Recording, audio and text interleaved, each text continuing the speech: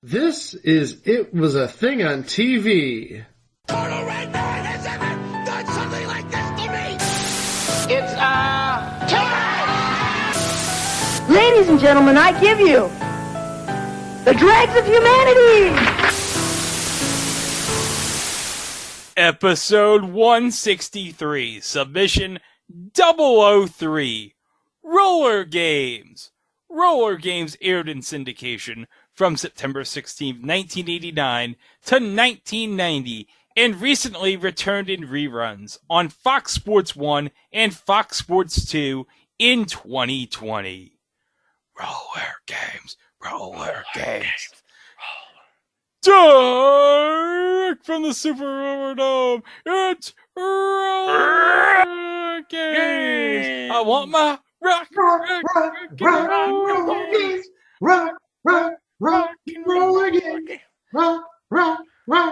roll again.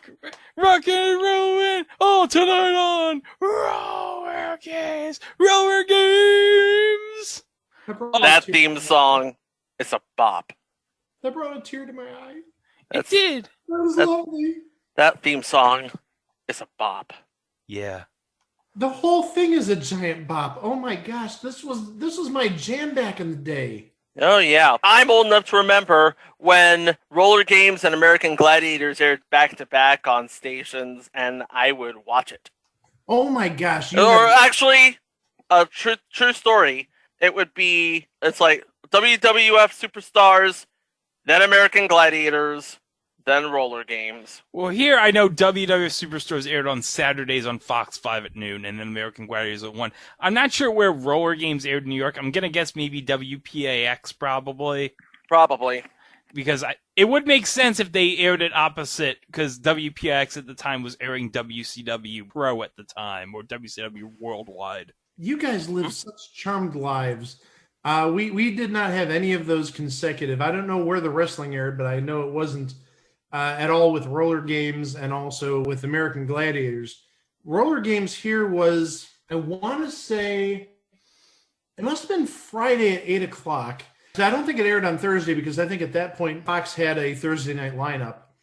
And then American Gladiators was on at 11 o'clock on Saturday nights. That was your competition to SNL, essentially, or the first half hour of SNL. Wow. Well, that's a good competition. Yeah, I mean, it stayed there for 7, 8 years. Do I watch Mike Myers and Dana Carvey, or do I watch, Gemini and Nitro?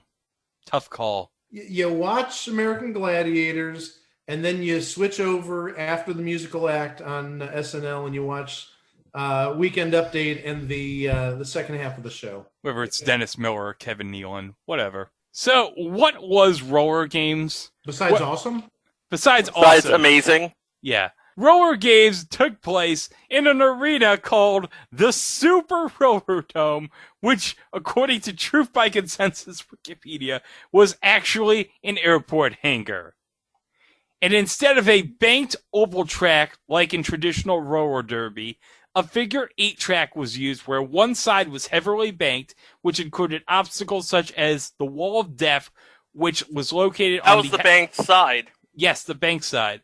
And the jet jump were the only ones who could score during the 45-second scoring cycle were the jetters, who wore helmets and got 6 points if they got above the top of the line of the wall for 3 steps on the Wall of Death without going over, and 2 points if they got between the 2 lines for 3 steps.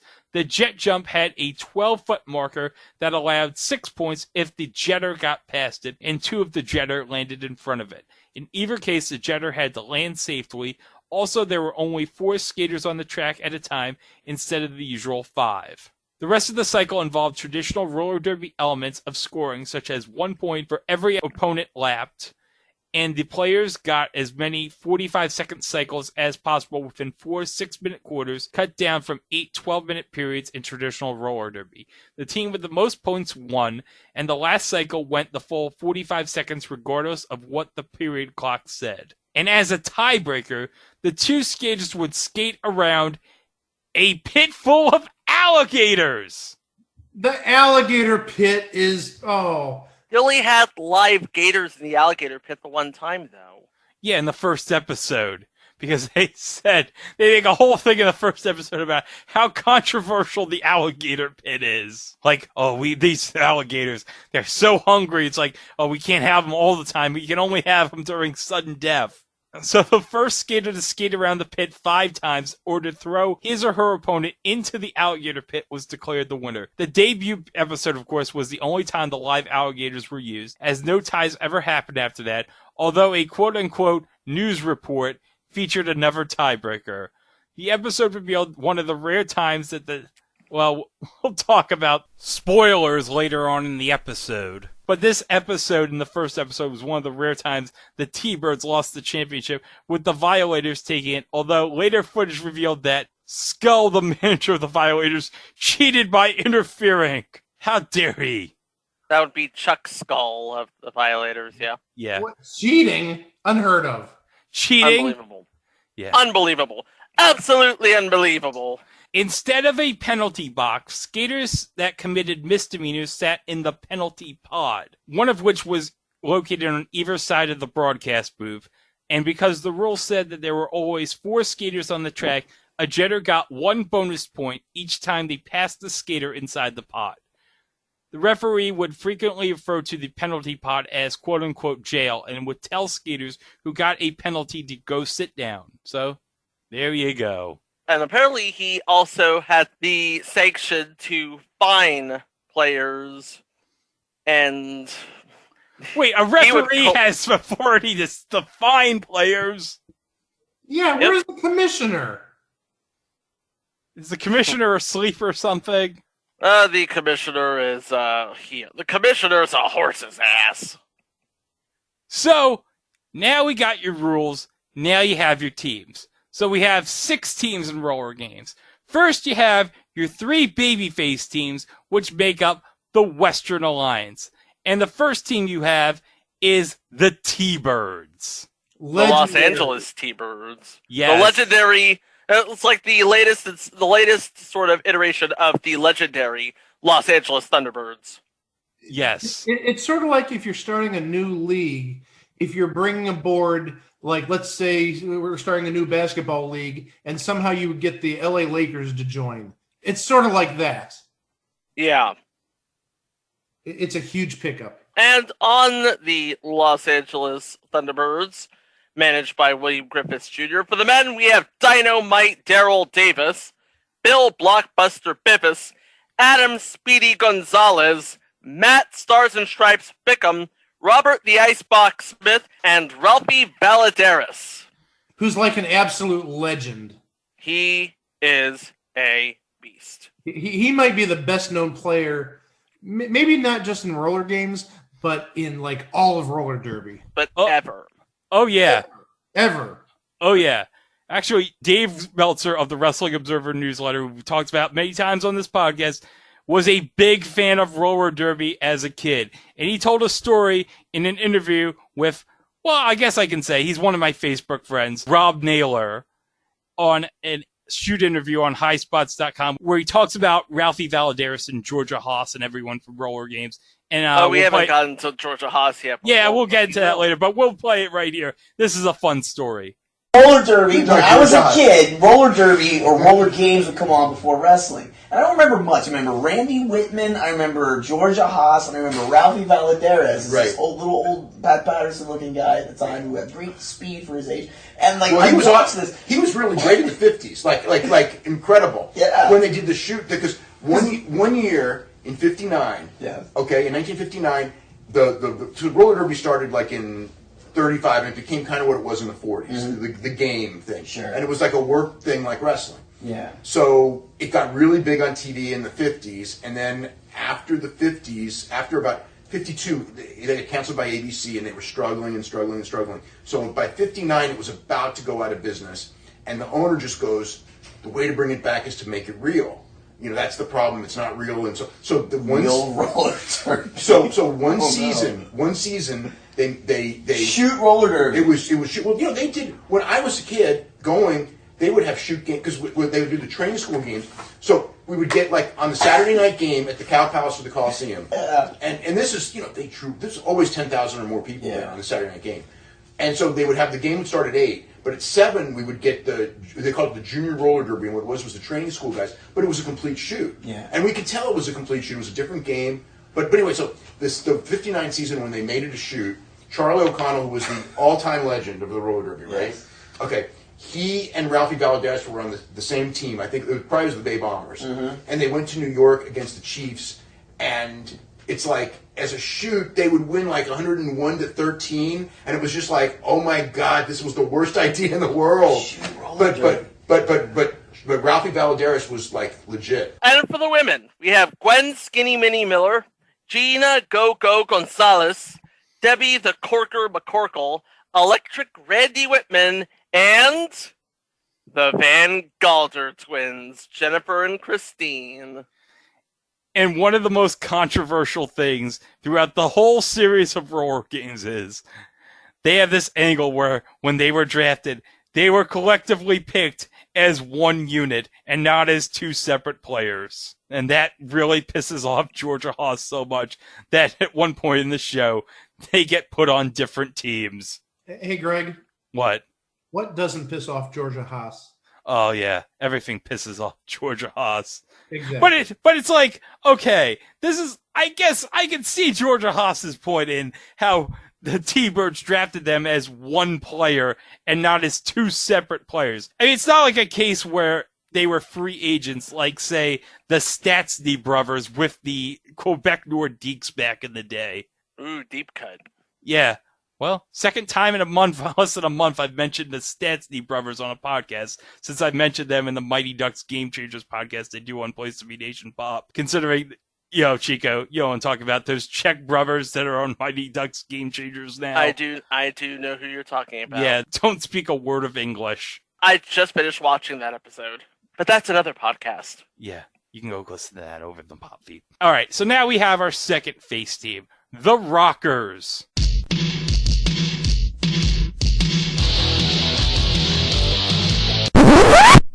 No. Not those Rockers. And on the Rockers we have, for the men, Mike the California Kid Flanagan, Rockin' Ray Robles, Holly Masterson, Roland Rocker Brian Jacobson, Art Bam Bam May, and John Rodriguez. For the ladies, we have Darlene Dar the Star Langlois, Lady D Donna Young, Deadly Debbie Dan Van Doren, Queenie Maeve Cromie, Tammy Contreras, and Lolly Waterman. Yeah, they were certainly rocking all right. Mm-hmm. And the final babyface team? Hot Flash, managed by Juan Valdez Lopez. We're not even making that up. He's like a captain sort of thing. He's like dressed like he's a captain. Again, we're not making this up. We're not making this up. This actually happens. Yep. For the men, we have Bren Flash Futura, Jerry Kahuna Reese, Robert Cass McEntee, Harold Iceman Caldwell, Ben Newberg, and Billy Hot Wheels Marshall. For the ladies, we have Vicky Sly Fox McEwen, Party Patty Fraser, Sassy Gina Valadares. Relation to Ralphie? The daughter of Ralphie Valadares. Yep. Yeah, that would make sense that Gina is daughter to Ralphie. Irish Mary Monahan, Wendy Holbert, Tammy Hansen, and Laura Stafford. Yeah, and in fact, Tammy Hansen actually has some songs on the RollerGames soundtrack. We'll bring up the RollerGames soundtrack a bit later. Oh, yeah, we're going to talk about that. Oh, yeah. Yes, we are. We are going to talk about that. And now you have your three babyface teams, and now you have your three heel teams that make up the Eastern Empire. And, well, you can't go with talking about the Eastern Empire without talking about Bad Attitude and their manager, Miss Georgia Haas. Ms. Georgia Haas. Oh, yeah, Ms. Georgia Haas, because she won't let you forget it. Don't you forget it! Yeah. In fact, anyway, for the men, we have Bernie Monster Man Jackson, David Dr. Fu Aris Mendez, Bulldog Scott Casto, Pete Ninja Christensen, Todd Stern, and Charlie Saunders. For the ladies, Latin Spitfire Patsy Delgado, Lyle the Brat Morse, the Bopper Gail Bowers, Margaret Hot Rod Christopher, the Tank Marty Smith, and Sadie Crestman. Now, we were talking about Chuck Skull earlier. He is the manager of the Violators. Violators consist of Harold Mr. Mean Jackson, Tony the Enforcer Trujillo, Greg Killer Robertson, Bob Shifty Sendejas, Bill the Hook Holgreed, and that was it. That's the only team with 5 instead of 6. Yeah. Also, I should note Harold Mr. Mean Jackson, his brother, of course, Bernie Monster Man Jackson on Bad Attitude. And for the ladies, we have Sweet Stephanie Garcia, Paula the Flea Wilson, Vicky Orgill, Lauren Sidecar Hallowell, and Nasty Nancy Wilkinson. What a name! Nasty Nancy Wilkinson. Nancy. And then we have our final heel team, the Maniacs, led by John Guru Drew, Yep. he leads his team by astrology, and he trains his team in Central America because it's the 80s. He's crazy. He's nuts. Okay, we have, for the men, Little Richard Brown, Steve Sunset Stevie Santillan, the Mercenary Mike Dark, Wildfire Bob Barris, Crazy Dave Mesereau, and Caven Ross. For the ladies, Denise Spider Green, the Blonde Bomber Lori Welkel, Masako Ariji, Liz Ard, I am not making that name up, Liz Ard, and Monica Big Mo Garcia. Jeez. Yeah. Wow. That is amazing. These are crazies. These are crazies. Oh, I should note that the director for RollerGames is actually a very legendary name in sports broadcasting. Chet Forte, who was best known as the director in the early years of Monday Night Football. And he was actually the director of the entire run of RollerGames. Yes. He added his software to William Griffith Sr.'s RollerGames hardware, and then you throw in the producers David Sams and Michael Miller. Oh, yeah. And that's magic. That's magic. Yeah.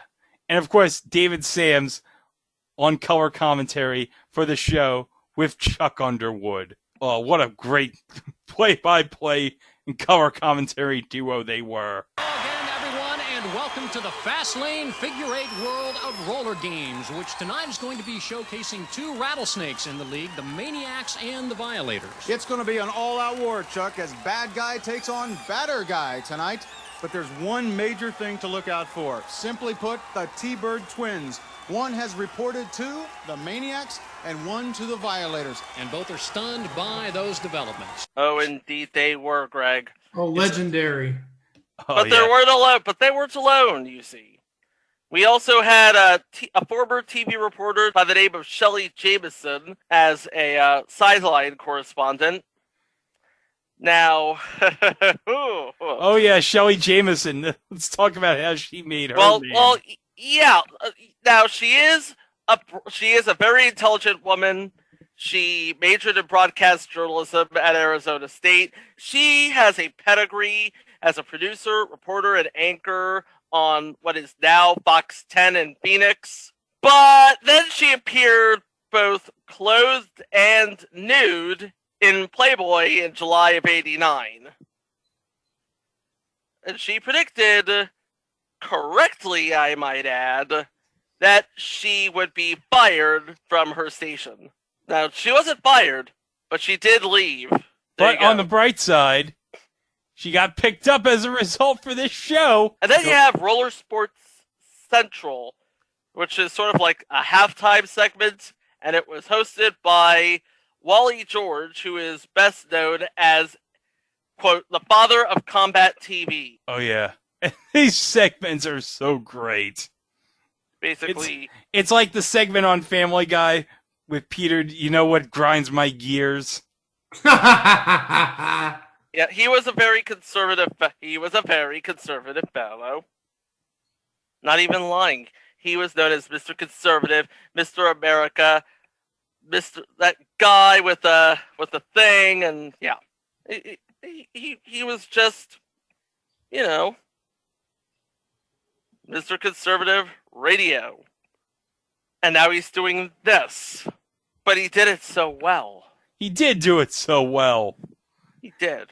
And the best part is, in one of the episodes, he has a Wally George doll.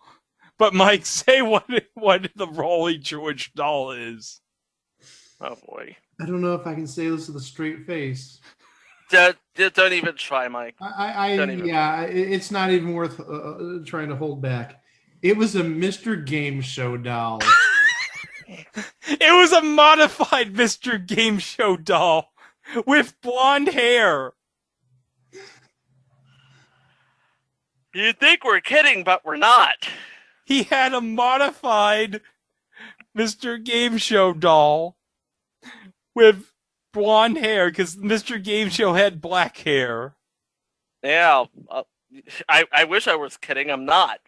Where did you go in 1989 to custom your Mr. Game Show? Or maybe he just customed it himself, got to a hobby shop, got the blonde hair paint, painted all over it. Yeah, it's not that hard to get blonde colored paint. It's probably something you can get done in an afternoon. Ooh, that really curdles my yogurt. Oh, stop it already. He actually said that during the segment. Not even. That really curdles my yogurt. Boy, that really curdles my yogurt. We mentioned the teams. We mentioned the producers. We mentioned the format. We mentioned the cast. I guess the only thing we have to get this out of the way right now, because I spent like the better part of half a day thinking about this. One of the questions that people watching roller games back in the day were probably going to ask themselves is roller games real? Well, the answer to that question, no. No, of it course is not. It is not real. The World Alliance of Roller Sports that supposedly governs the roller games, well, that's a sticky question because that is the name of the company that owns roller games. Yeah, David Sams owns that.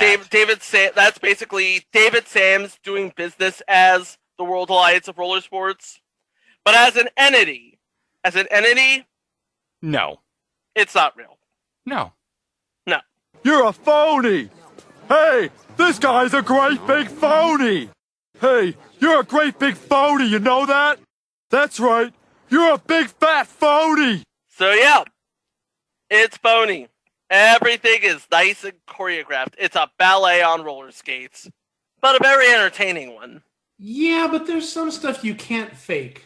I'm thinking of stuff that I saw when it originally aired, but also the reruns we talked about last year since we didn't have sports because of that little COVID thing. One thing I remember, big takeaway, was when the jetters went up the ramp, not the ramp, but rather up the wall, the 12-foot wall where they had to take 3 steps above. There's 2 different lines, and you got more points if you went one line compared to the other. One time, the jetter was jetted so hard, they went over the railing, and it was like a 20-foot drop. I'm not even kidding. That's gotta hurt. And it did air on the Fox rerun, the Fox Sports rerun last year. And yeah, they landed on their back. They were in a bit of pain. And I remember they got some EMTs back there to check out. I don't remember what team it was for or who got injured, but yeah, and thing is, if it's an airport hangar, like we mentioned, there's probably concrete down below, and hopefully there was padding there, or they were in pain for a very long time. Oh, yeah. But it's just interesting you mentioned that it was done in an airport hangar, because airport hangars are actually used for productions more often than maybe we give them credit for. I'm thinking specifically the new Supermarket Sweep. That was done in an airport hangar. Yes, it was. And trust me, after going to a couple of hangars this week for work, yeah, they're big enough to do a television production. They are beyond mammoth. But yeah, my big takeaways from roller games: 1, the person going over the railing while being jetted up and falling probably, again, 12, 15, 20 feet, but also Wally George with the modified Mr. Game Show. Oh, boy. That was great. Actually, my favorite moment of Roller Games is in episode 10 between the T-Birds and the Violators, where the Icebox has a big injury, and it's like they don't think the Icebox is going to make it out for the game. And then in the middle of the game, he returns. So it's 83-63. I don't believe it. There he is. The Icebox has come out into the Super Roller Dome, and he is now in his uniform. Oh my goodness gracious! Of all the dramatic things I've ever seen! And the T-Birds come back to beat the Violators. But well, there's some shenanigans because Mr. Bean is angry at Ralphie Valadares because the Violators lost, and the Icebox throws Mr. Bean into the alligator pit.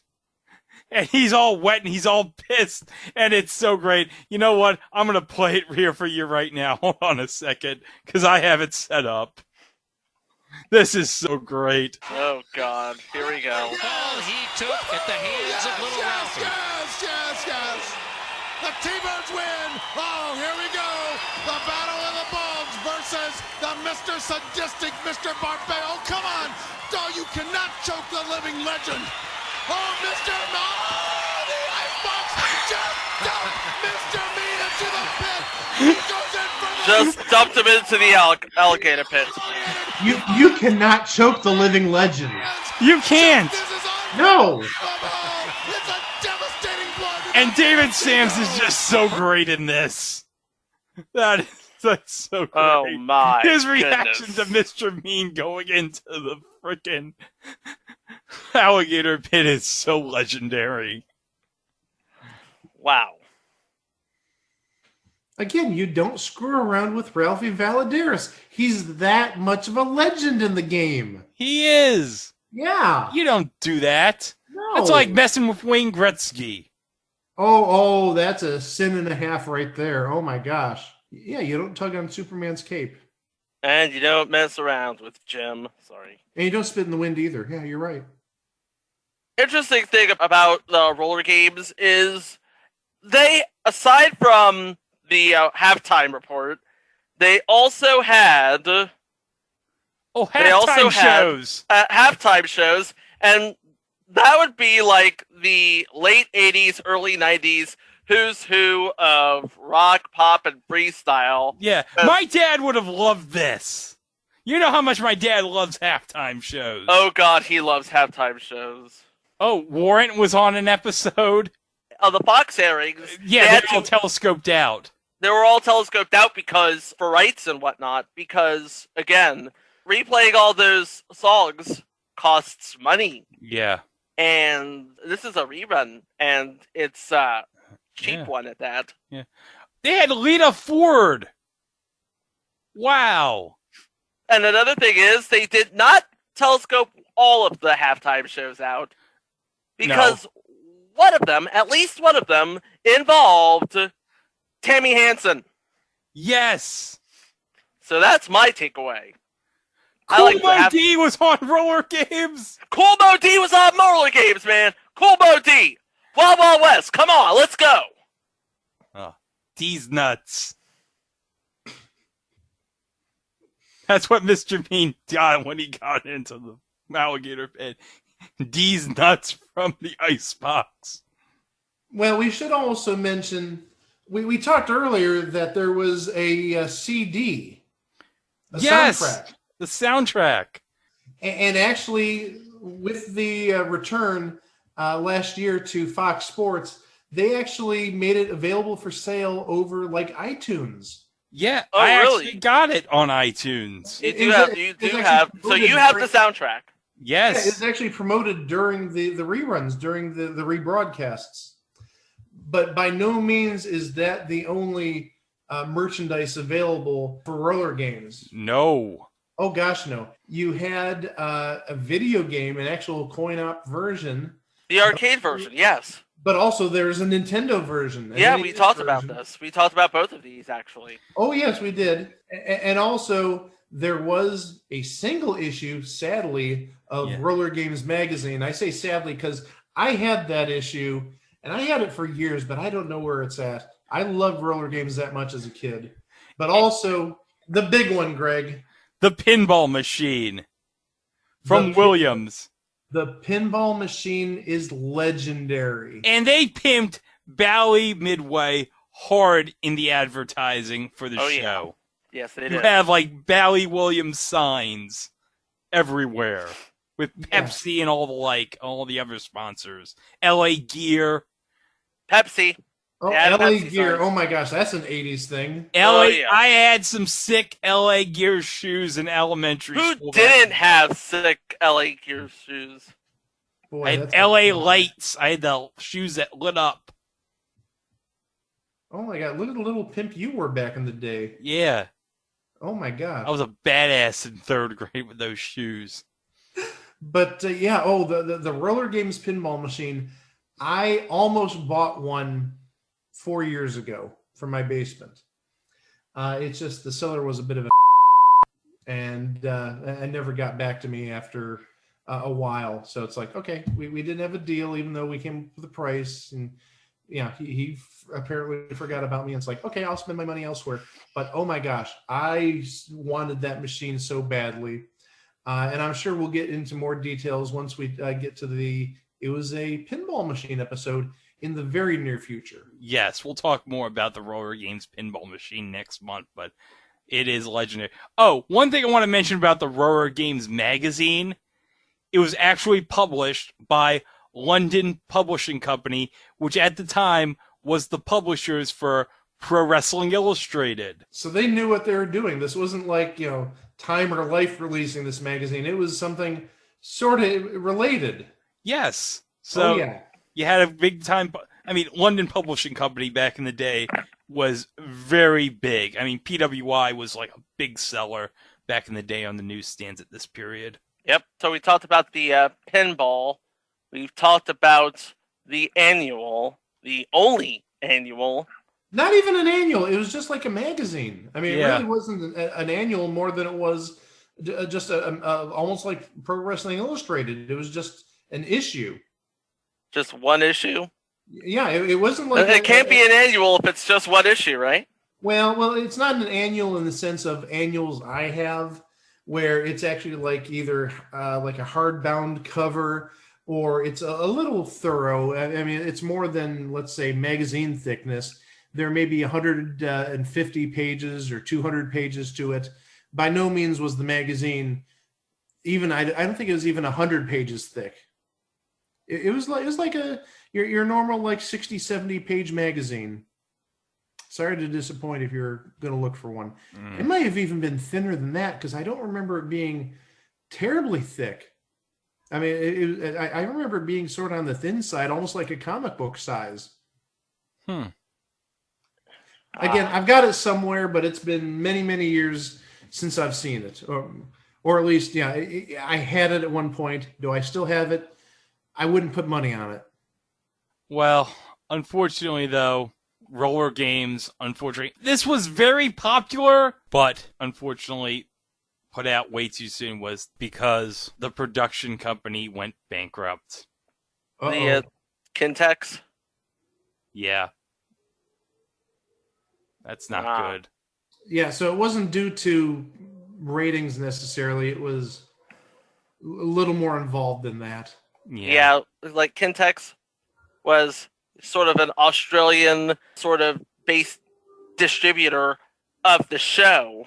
And in 1989, the American subsidiary for Kintex filed Chapter 11 bankruptcy, and the Australian Stock Exchange suspended the stock shortly. And in November, it went into receivership with debts of over 1.9 billion Australian dollars.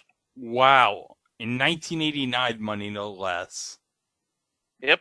Can you imagine how much that would be today? Let's just say, wow. No words, just wow.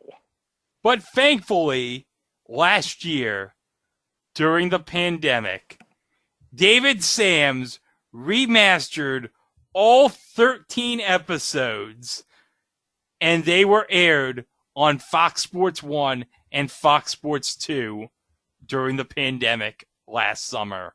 Are they still on? I took a look on my cable box within the last 2 or 3 weeks, and no, they're not. I think now that we actually have sports coming back, especially like MLB, since Fox Sports 1 shows usually 2 or 3 MLB games on Saturdays, they don't need that filler now. That was a good time, though, last year, because you had roller games and you also had This Week in Baseball reruns with Mel Allen.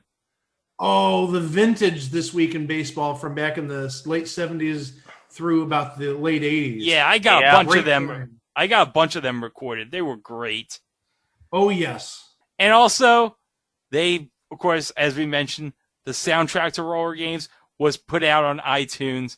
But I was watching last Christmas because Fox Sports 2 had a marathon of the entire series of Roller Games.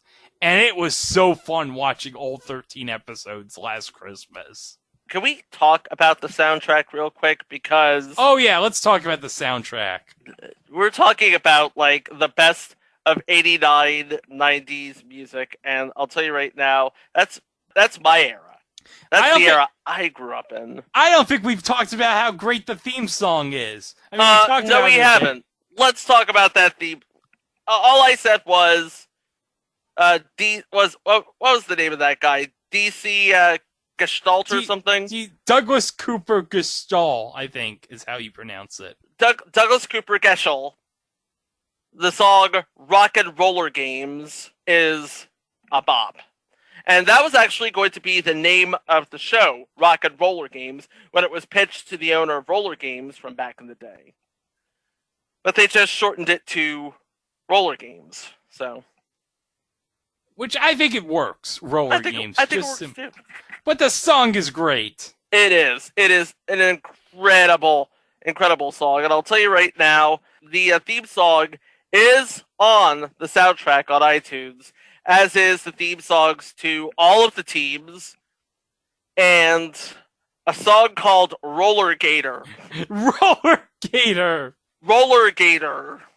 And I love the Tammy Hansen theme she did for the Hot Flash is great too. Hit and Run. And the thing is, watching the episodes, the crowd would actually be singing rock, rock, rock.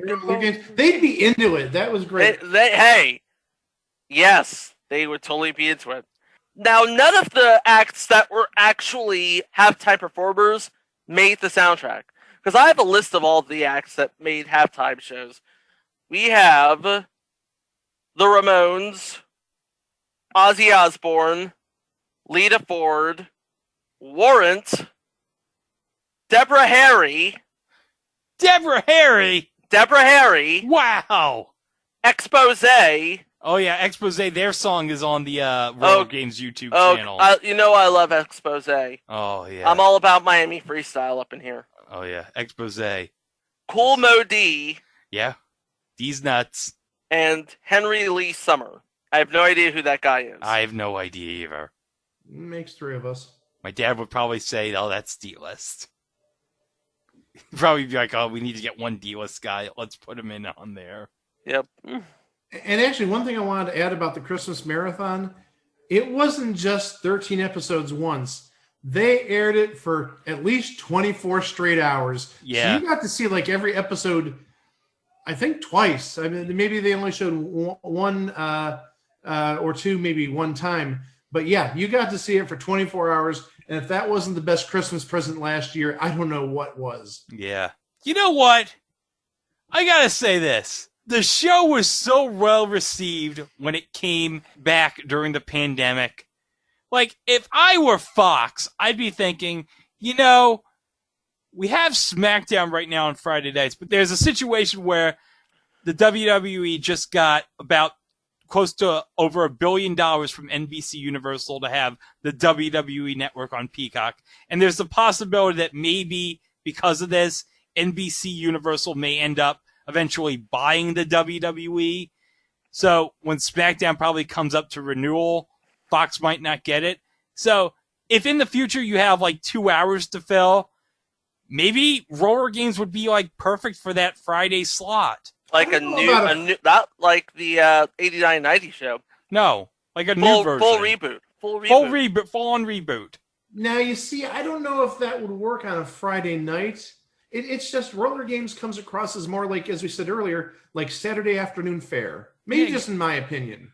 But you know what? They did American Gladiators in prime time, and it worked for like one season. So yeah. Oh, you mean future installments? The 2008 reboot. Yeah! And Hulk Hogan, brother. Yeah. Hulk Hogan, brother. That's going to be for another episode, though. Oh, yeah. I can't wait to talk about the 2008 reboot of American Gladiators. Brother. It wasn't the original version of Mike, Adam, Wayne, and Larry Zonka, but I mean, you're never going to recapture the magic from that. No. No, you're not. Was there really magic involved? Or was it like dark sorcery? Oh, no. But they were great. I mean, not as great as Chuck Underwood and David Sams on Roller Games, but they were still great. He's not wrong. Your mileage may vary. He's not wrong. Like, at all. Oh, no. Well, unless we have anything else, I think that's Roller Games in a nutshell. Yeah. Yep, it was a really decent, really solid waste of an hour in the late 80s and early 90s, but during the pandemic, it was a thing on TV. Oh, I totally forgot. I do have one more thing to add. Okay, go ahead. It's time for It Was a Thing on TV Haiku Corner. Oh, now that you mention it, I also have something for Haiku Corner. Oh, good. Well, okay. I get to pick who wins this one. We're doing a haiku battle again. Haiku battle. All right. Would you like to go first, or should I go first? You can go first. All right. Music, please. Thank you. Rockin' Roller Games. Fake as a $3 bill. Alligator pit. That was pretty good. Okay, here's me. Rockin' Roller Games.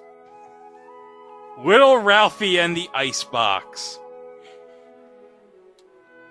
Watch out for gators.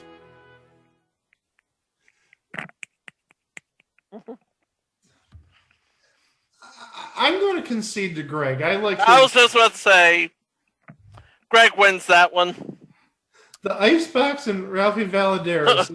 that wins right there. And also, watch out for gators. Not quite as iconic as an Ego, where they were warned. Watch out for snakes. Who said that?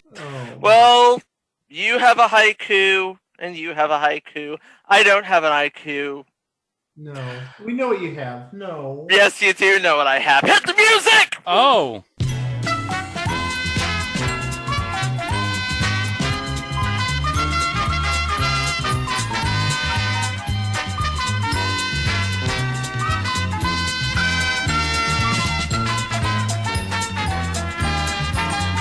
We talked about this in the show. How would you like to own it? Oh. Is this the Roller Games magazine? No. The magazine or the pinball machine? The pinball machine. Oh, okay. Oh.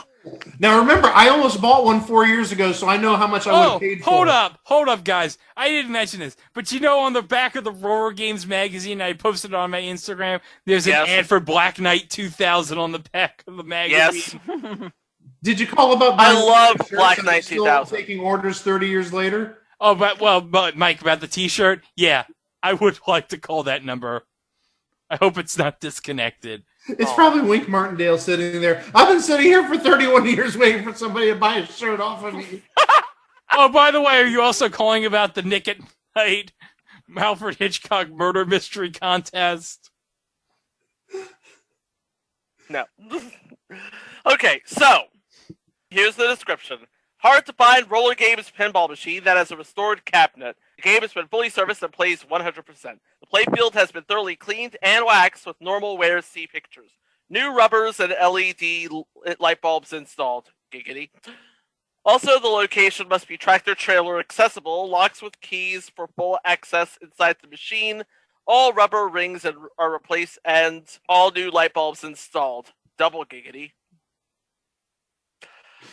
Greg, you won the haiku battle, so you bid first. All right.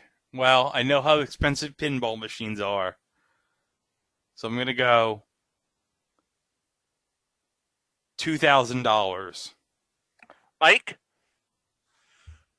Ooh, Greg put me in a bind. I thought he'd say some wacky, outrageous number. That's a good number. Man, if it's more than 2,000, man, I had a bargain on my hands 4 years ago. I'm going to go, this isn't the price I paid, but I'm going to go 1,200. Well, the actual buy it now price for this RollerGames pinball machine. Oh dear. Let's just say neither of us can afford it. It's $44.99. Well, no, hold on. The one that I was going to buy back 4 years ago was $1,700. $4,500? $4,500, yeah. Yeah, those Bally Midway games have gone up in price. And this is like... But that's like triple what I was going to buy it for. What the heck? This is a fully refurbished model, too, so... Yeah, well, that's probably the one I was looking at. Oh, my gosh. Yeah, it's refurbished. All new rubbers, and it plays 100%. Yeah. I'm never going to get tired of saying that. Well, I was originally going to bid $1,500 because I'm usually on like the TNT Amusements website. I'm always looking at the prices of their pinball machines, and I thought, 2,000 is pretty conservative bet. Oh my gosh! I'll tell you right now, that backboard display. Oh yeah, the backboard, the Translite is amazing. Yes, it is. You got the T-Bird twins on there. Oh, it's fantastic. It is amazing. T-Bird twins. Well, you know what we made. Yeah. I'm not going to say it. But you know what else is amazing? Our website, itwasathingontv.com. There you'll find all of our previous episodes, all of the mini-sodes, more in our remastered series that Greg's working ever so diligently on. Oh, we're going to put up on Wednesday the 1983 Macy's Thanksgiving Day Parade remastered. With America's Ass, Tom Villard. And both America's Asses were on the same float. Steve Rogers... Chris Evans was on that same float? Not Chris Evans, but I mean, because Chris Evans probably would have been like 2. But still, you have Steve Rogers and Tom Villard on the same float. Mike, isn't that incredible? That's absolutely amazing. But in the meantime, you can follow us on all social media at It Was a Thing on TV. And do not forget to hit us up on YouTube. And while you're there, don't forget to like and subscribe. And when you do, hit the bell in order to stay updated on future installments. Like the one we have on Thursday, which is not just one show. It's like 3 or 4. It's like 3 or 4 shows. We were going to do this episode last year, but unfortunately, before we were going to do it, of course, during one of the tapings last year, we found out, unfortunately, about the passing of Regis Philbin, so we decided to bump this for next year so we could do The Neighbors. So now, this year, we're going to do this episode. Yep, and it is going to be a very good one. For one, I see somebody that I saw the other week on a rerun of Welcome Freshman. This is 11-year-old Chico talking. And, well, let's just say it almost made it to syndication, but it was stuck on cable. Yeah. Pretty True much. Story. We'll explain it next time on It Was a Thing on TV. Thanks for listening. Have a great week, everyone. Wow!